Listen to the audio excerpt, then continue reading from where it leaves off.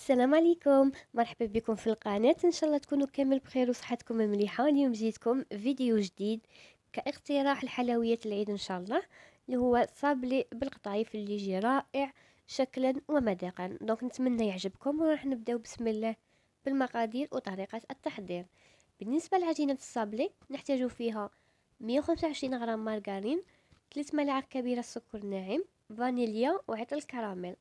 نخلطهم بها المكونات، نضيفوا ملعقتين كبار زيت، وكذلك 2 صفار بيض. نواصلوا الخلط. وبالنسبه للاضافات درت حلوه الترك مع كاوكاو محمص وملحي.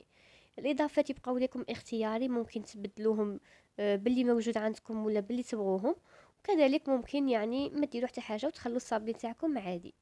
نلموا لاباط بالفرينه حتى نتحصلوا على عجينه اللي تكون طريه و ميم طون متماسكه. فوالا هذا هو القوام تاع لاباط نتاعنا، يجي طري و ميم طون متماسك. نخلوها ترتاح شويه، ومن بعد نحلوها بين 2 اكياس. ما نرقوش لاباط نتاعنا لانه ماناش دايرين خميره الحلوى، وكذلك ما نغلضوهاش بزاف، يعني نديروها متوسطه. نحطوا الطابع تاعنا ونطلعوه تم ما نحركوش، بس الصابلي تاعنا يجي كامل حبات كيف بعد ما يطيب. نديروه يطيب على فرن ساخن من قبل على 180 درجه حوالي 10 دقائق حتى 15 دقيقه. هذا هو الصابلي بعد ما طاب. نخلوه على جهة ونبداو نخدمو كريمة الزبدة.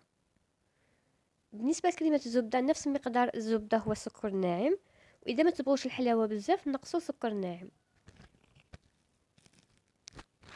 نزيدو لافاني، كذلك ملعقة ونصف تاع زيت، وملعقة كبيرة بودرة الشانتي. نخلطهم بها هاد المكونات.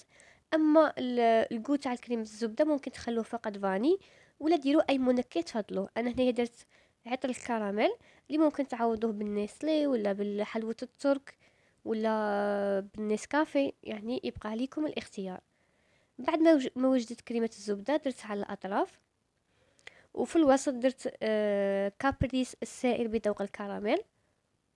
فوالا تاني هنا يبقى لكم الاختيار، ديروا اللي تبغوا. نجموا ديروا فقط كريمة الزبدة او فقط النسلي ولا كونفيتور مخلط بالنوغا العسل. فوالا هادو هما الاقتراحات اللي مديتهم لكم.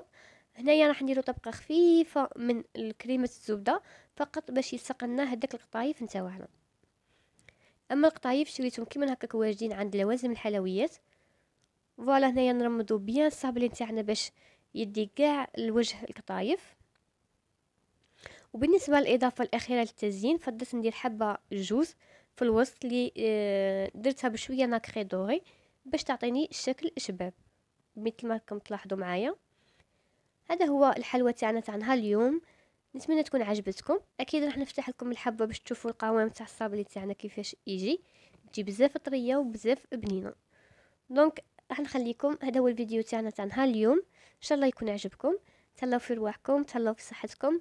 الى فيديو اخر ان شاء الله. مع السلامه.